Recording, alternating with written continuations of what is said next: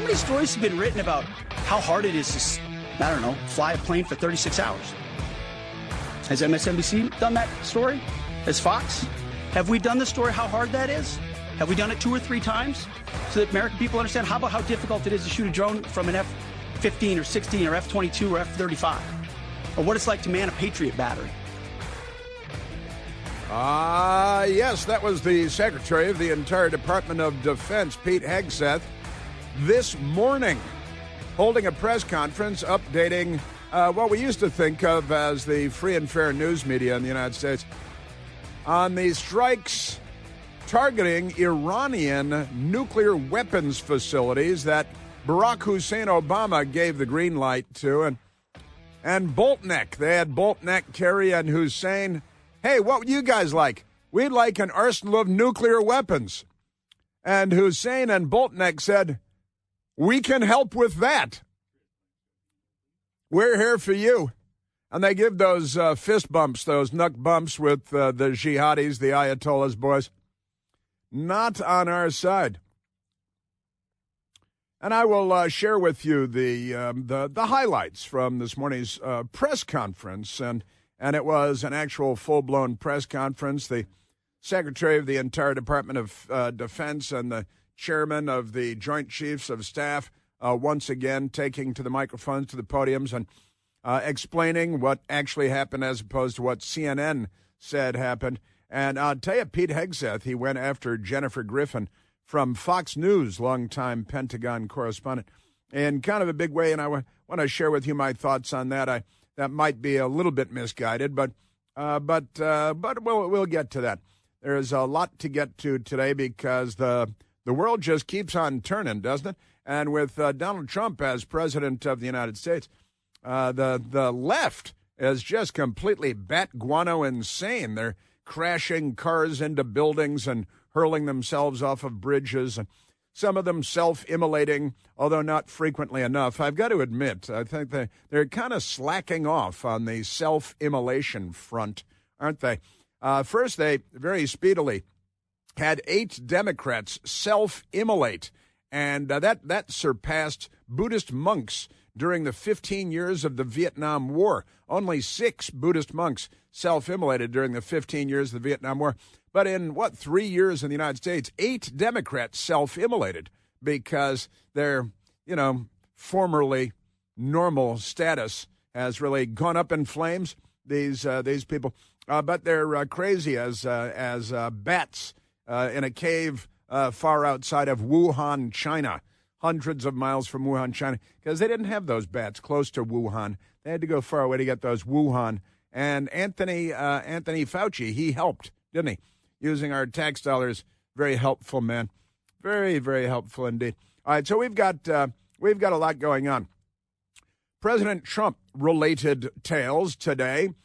Trump has, and this was interesting, during one of his press conferences yesterday, because he can't stop having press conferences. He has usually several a day, it seems. It's quite remarkable. I think he answers more questions in a week than Joe Biden did in 4 years of his presidency, and he answers them cogently and coherently, unlike Joe Biden, whose brain, as we know, she's a broke. She's a no good.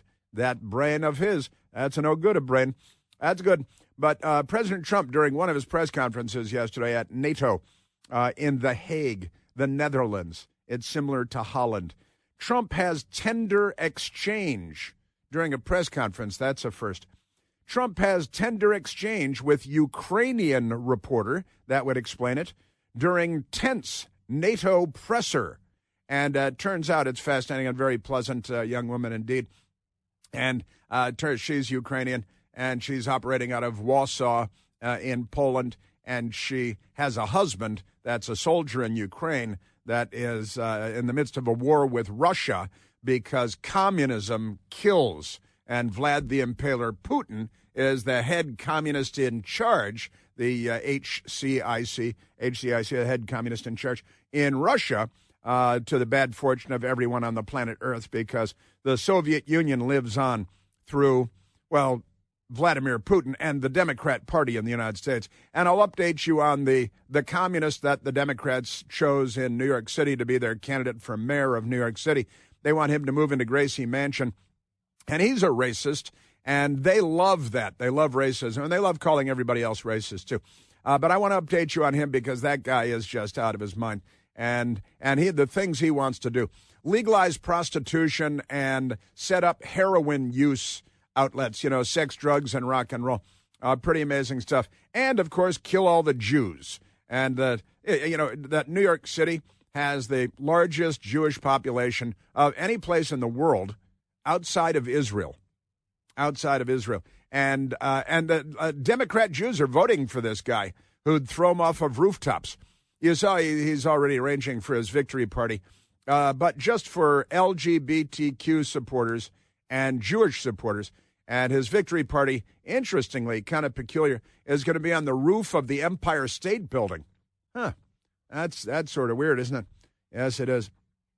Bring your own Louisville Slugger. That's great stuff. So we've got that going. I've got, this is one of my favorite stories of the day. You remember Five-Alarm Bowman, Jamal Bowman, the Democrat congressman, who has since he was primaried and he was removed from Congress. And that's a real good thing, although it was kind of funnier having him there. He's a communist, racist, revolutionary, former Democrat congressman, Jamal Bowman. He went on some show on CNN that nobody watched, but some of it showed up on the internet. Have you seen this? Al Gore's amazing internet. I think it's going to catch on. But here it is. The former Representative Jamal Bowman says that black people, he is one, suffer from more heart disease, cancer, obesity, and diabetes. He says he's figured out why. He's a medical expert.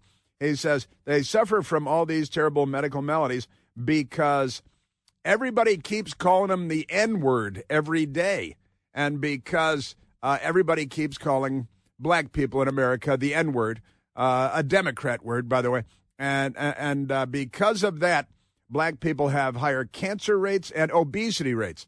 Somebody just called me the N-word. I'm going to have to go get a giant tub of food and shovel it into my pie hole because, hey, wait a minute, I'm having a heart attack over here because it's the stress, he says, of being called the N-word every day.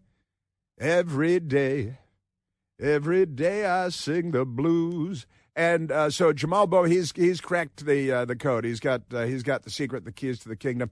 Turns out, and here's my advice for Jamal Bowman. Stop hanging out with Democrats because I hang out with people all the time, day in, day out, night in, night out. I hang out with a lot of different people.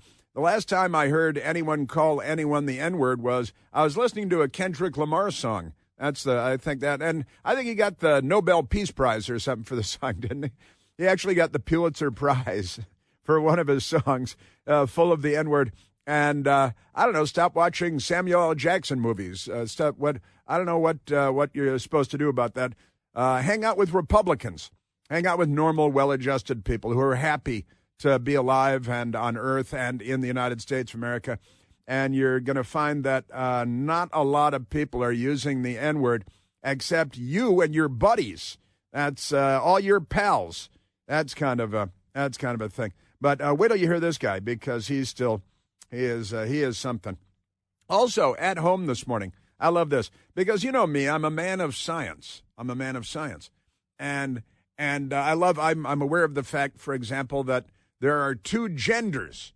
Whether you're a fish or a Democrat, there are two genders, male and female. Boys and girls are born from women who have ovaries and wombs. Pound sign ovaries, pound sign wombs. Oh, yeah, I got an update on the pound sign, too. And I love this. Don't you love this? I love this thing.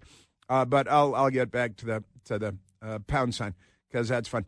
But I know that there are two genders. I know that our planet orbits around the sun, the great ball of fire in the sky, which has a lot to do with the temperature on the planet Earth and ice caps.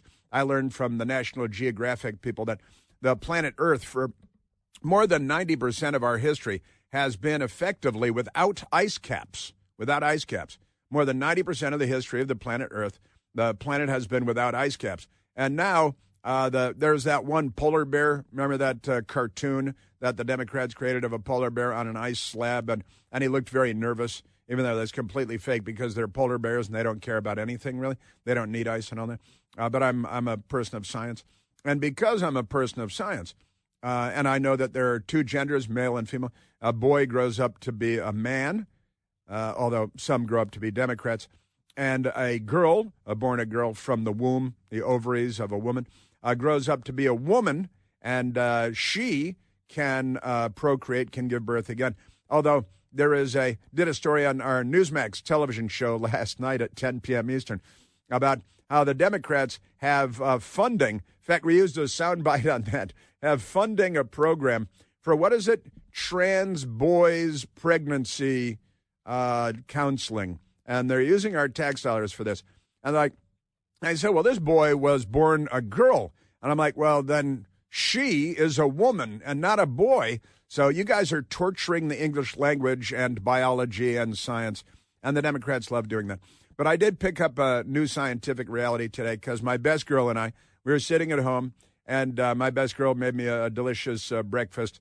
Oh, it was, pretty delicious. It was, she's listening, so I have to say that it was pretty good. What is it? It's yogurt with a lot of granola and blueberries. Yogurt and granola and blueberries. And she keeps assuring me there's a lot of protein in there, good stuff in there. It's good. But in any case, we're up this morning out in the living room or the den. We're on the couch and we're watching the news, and I'm looking at my iPad and texting with a lot of people and stuff, going back and forth. And my best girl says, oh, look, she had the Washington Post in her hand, which we get delivered to our front door every morning by a very good delivery guy. I don't think English is his first language. The Democrats, they love cheap labor.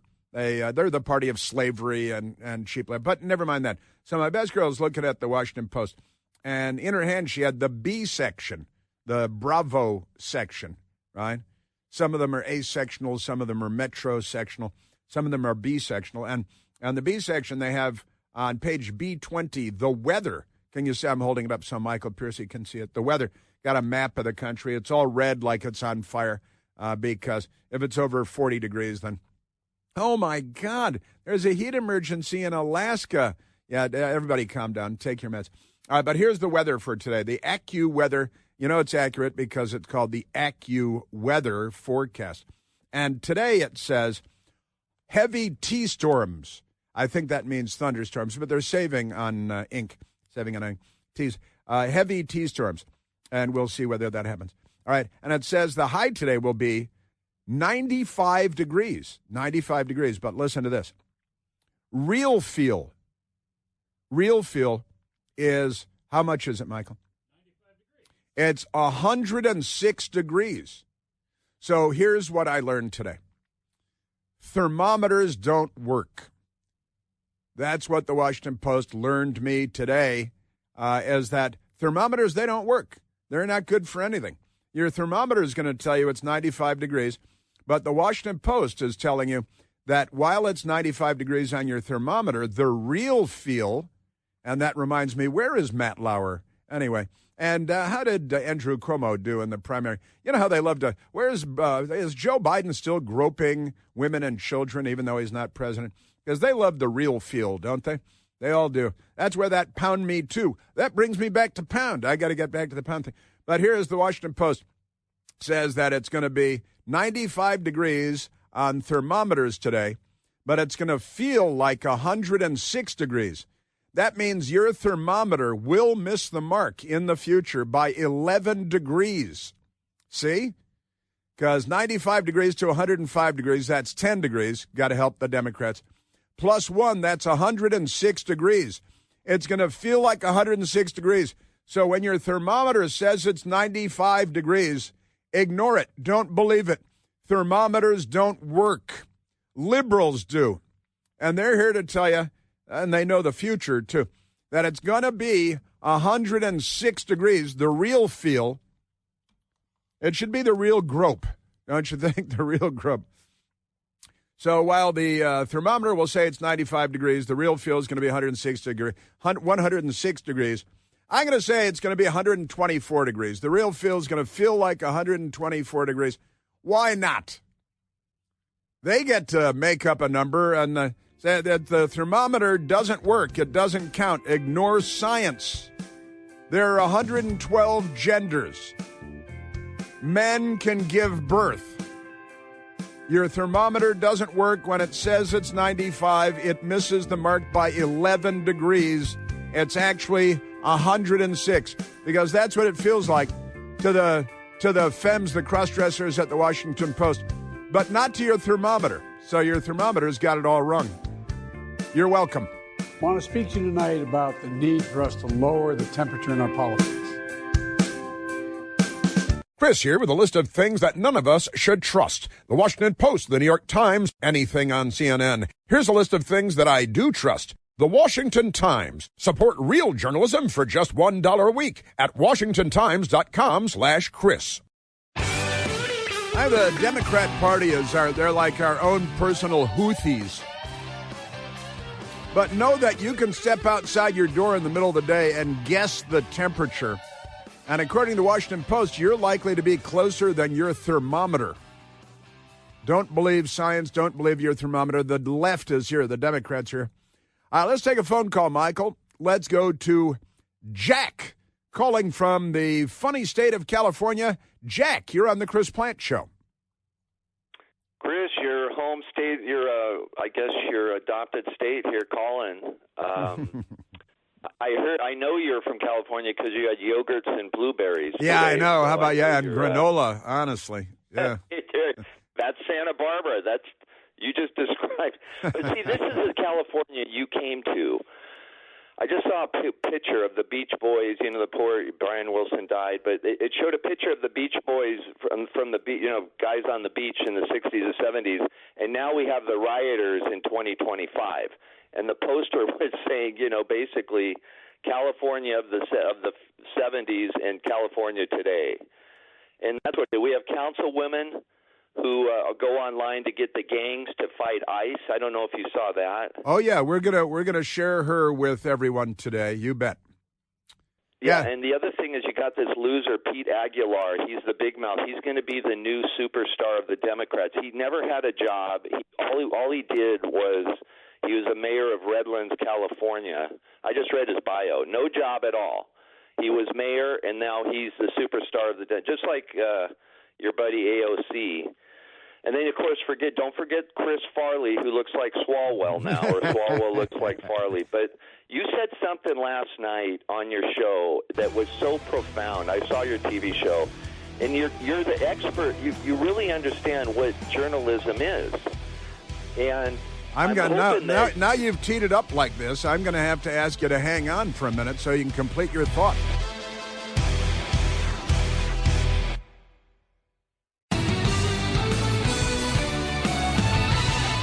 All right, Jack is a talented salesman, Jack calling from California. And he started to say something about our television show on Newsmax last night, and I was talking about our friends in the news media, our neighbors in the news media. And let's go back to Jack calling from California, who was making fun of my breakfast, which is entirely appropriate, and accusing me of being a Santa Barbara guy, which I was for 7 years. And Jack, thanks for hanging in there, buddy. Well, Chris, what you were talking about last night was really cut through for me because all weekend long we have Spectrum, and Spectrum's that's our cable channel, and Spectrum's trying to merge with Cox. And all weekend long, Maxine Waters and Karen Bass is controlling their channel. When you turn off your TV, Channel 1 goes to Spectrum, and I'm forced to watch these people. You can't get away from it. It pushes it back, and they're trying to merge, and I hope Maxine and Karen are all spewing leftist. So what I'm hoping you can figure out here is we used to have the Fairness Act, which you're going to get a lot of fight with, but it lasted 50 years. You had equal time. Maxine and Karen can't just spew that but they never bring on the other side. So and now you have the leaks. There has to be some journalistic. Your father, Bill Plante, was, he's a classic journalist. what can we do now with this Congress in our side to get some kind of journalistic standards dealing with leaks, dealing with Fairness Act, dealing with elements of these things? I'm not saying all of those are fit right now in today's world, but there are elements that survive decades. How can we put that together to help our country? Well, that is a fun question, What did I say last night that got your attention? Well, you said, you were showing you were in the bomber, in the fueling plane. Right. And you basically just started talking like a normal journalist, like you back up what you say and you don't leak, and, it seemed pretty basic, but you didn't get into the next phases. How do you put that together into something that could be some kind of legislation dealing with leaks, dealing with fairness, dealing with equal time? Because the left gets 90% of that media. At least. It's not right. Yeah. Well, of course, yeah. So I know, but how? What's the step? Can it be legislated? Can there be some Fairness Act or equal time elements put together into something that at least brings us closer to 50-50? Right. I could probably go on about this topic for hours, to tell you the truth. But the fairness doctrine that you referred to, which was in place for decades, called on but did not mandate networks and news organizations to provide effectively equal time based on the two political philosophies, the communists and the normal Americans, right? And you got to have some balance in there. The fairness doctrine never worked very well.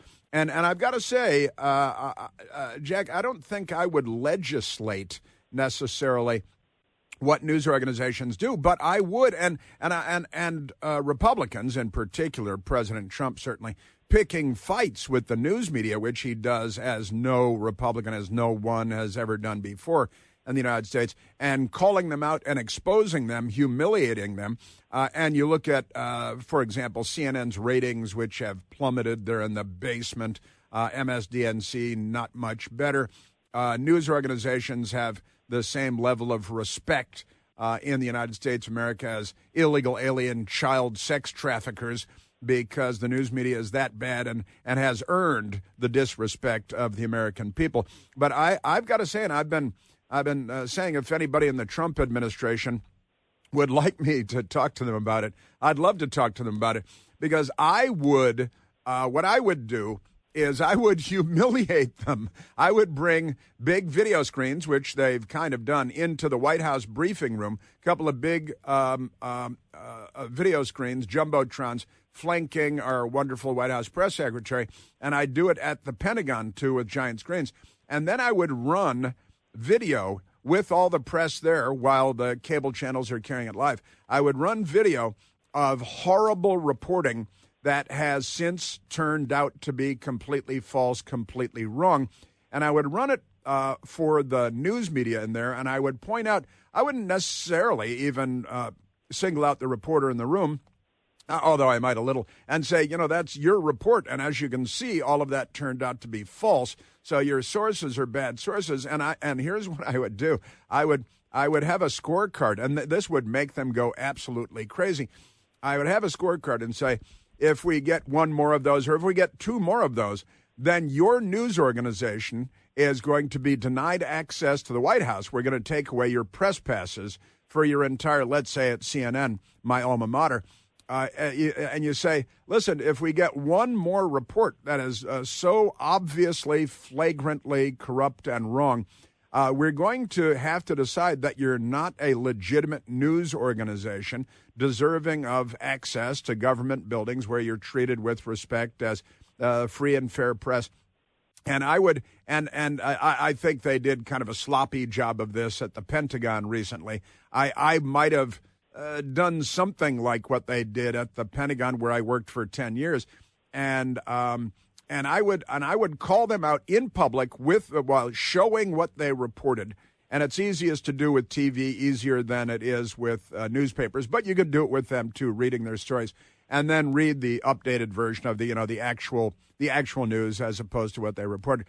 And say, listen, we just can't consider your organization to be a legitimate news organization after all of these events, after all of these reports, these terrible, horrible reports. And you guys get awards for these terrible reports, too, from Donald Trump and Russian collusion to the New York Post and the Hunter Biden laptop reporting and the John Penitentiary face Brennan, the Communist Party voting CIA director for Barack Obama, and the Felonious 51 signing on to that letter and the reporting on that.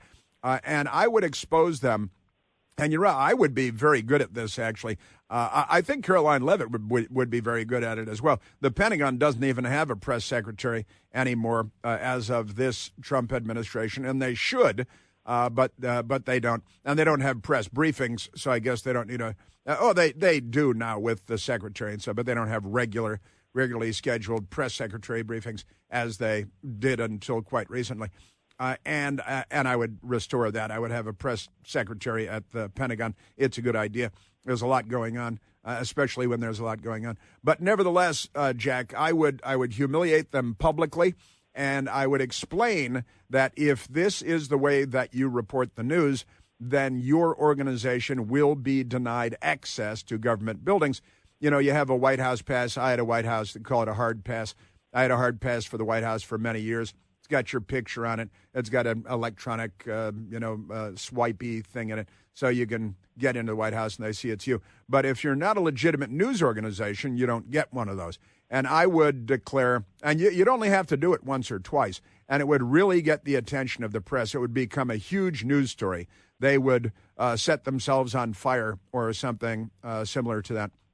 And that's how I would treat them. I would, and the news organization, and I would explain ahead of time that if this is the way, and maybe be vague rather than saying you get 3 strikes and you're out, but I would say if this is the way your news organization keeps reporting false information, they love the words misinformation and disinformation, and I would use their own words against them.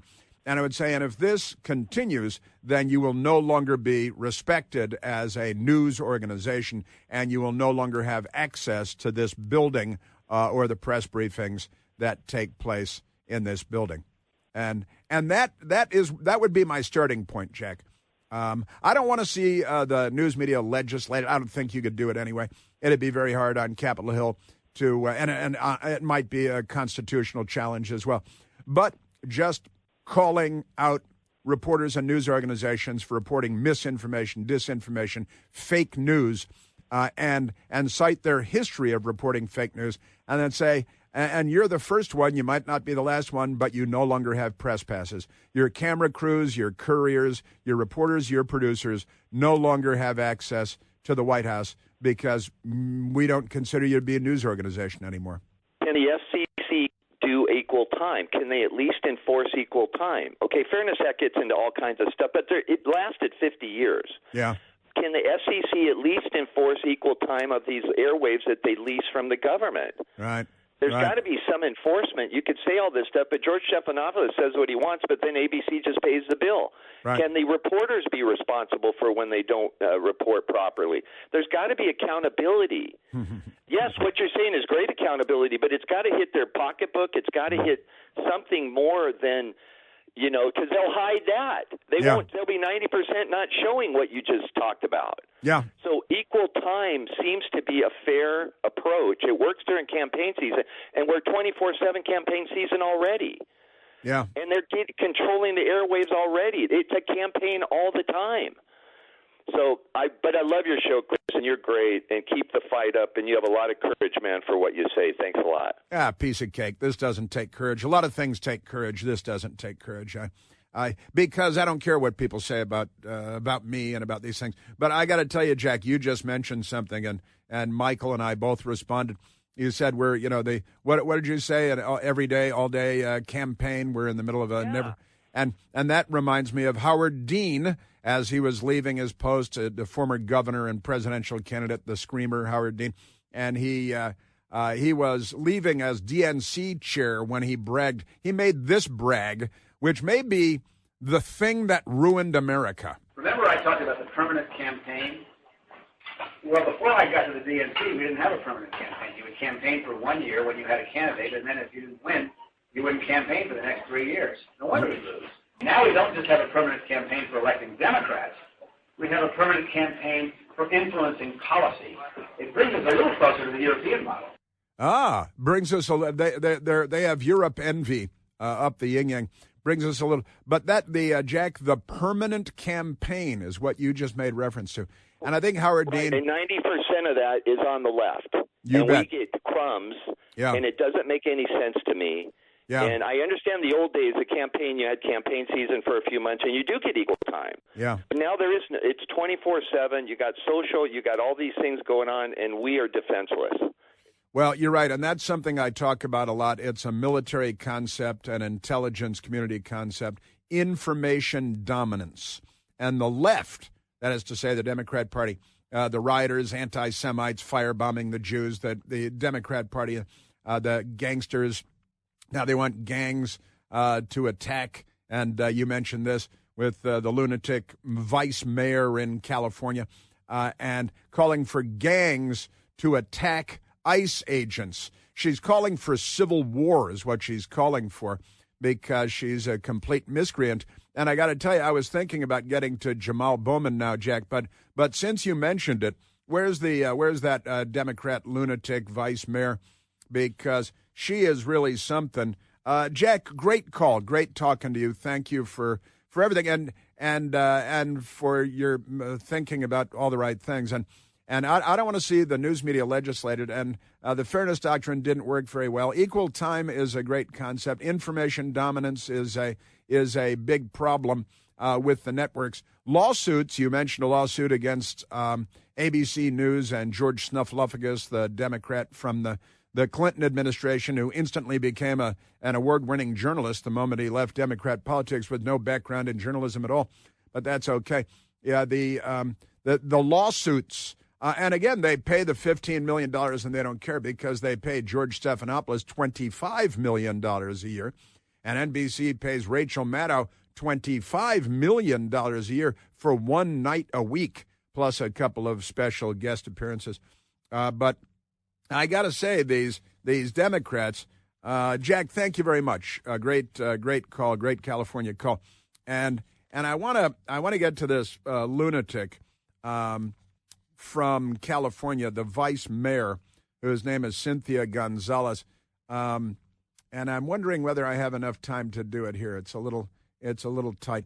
Let's go to Cynthia, the vice mayor, and it's just of Cudahy, California, and just amazing. She's calling on gangs, some of the most lethal, deadliest gangs on the planet Earth in Southern California. Usually predominantly Latin American gangs. She is Latin American, and she's calling for violence, for armed uprising, insurrection against federal law enforcement en masse in this is the third worlding of America. This woman is a third world miscreant and a mainstream Democrat. Not for nothing, but I want to know where all the cholos are at. The cholos. Los Angeles, 18th Street, Florencia. Where's the leadership at? Because you guys are all about territory, and this is 18th Street, and this is Florencia. You guys tag everything up, claiming hood. And now that your hood's being invaded by the biggest gang there is, there ain't a peep out of you. There ain't a peep out of you. You got the 8th Street gang and the cholos. She wants to know the cholos. She's talking about the, Latinx gang members and how she wants these major gangs with thousands of members who, kill scores of people every year, murder them every year.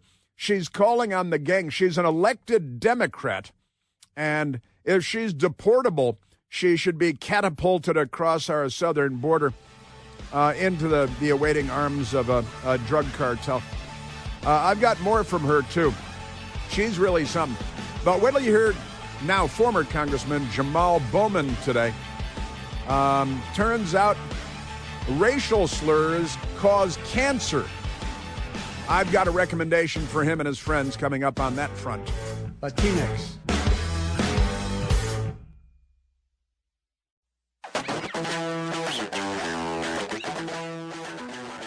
All right, I'm going to get back to Cynthia Gonzalez. I want to spend a little time on that little charmer. She's Latinx, or Latinx. She's a criminal and should be in handcuffs, probably being tasered and nightsticked. That'd be best, I think. She wants the Cholos to come out and wage war against federal law enforcement. She wants a shooting war in the United States. And she's a mainstream Democrat. They're here to turn us into a third world country. She is the third world. The whole Democrat Party represents the third world at this point. Let's go to the telephones. Let's go to Chris, calling from Marshall, Virginia.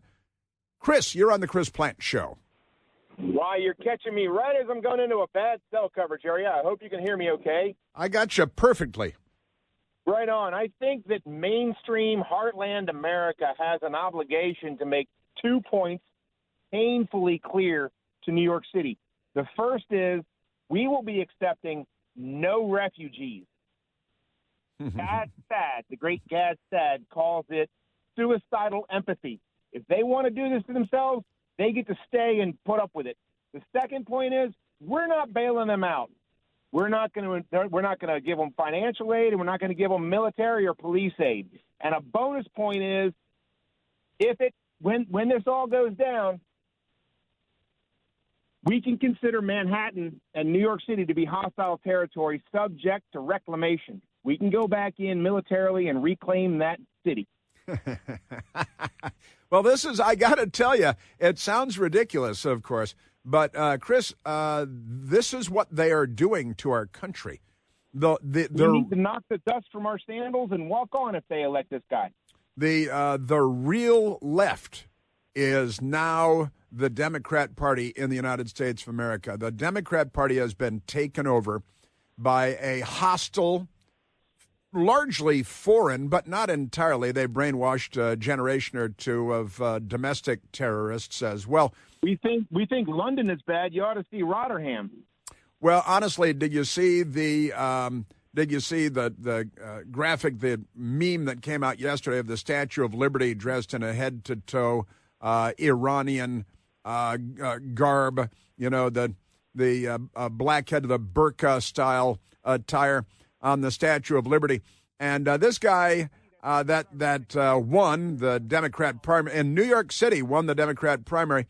He is an Islamist, a genocidal anti-Semite, a communist, and he is adored by the Democrat Party. They said, look, they're gonna elect Luigi Mangione to something new, something soon, because they're nuts. Boy, I've got a lot more coming up.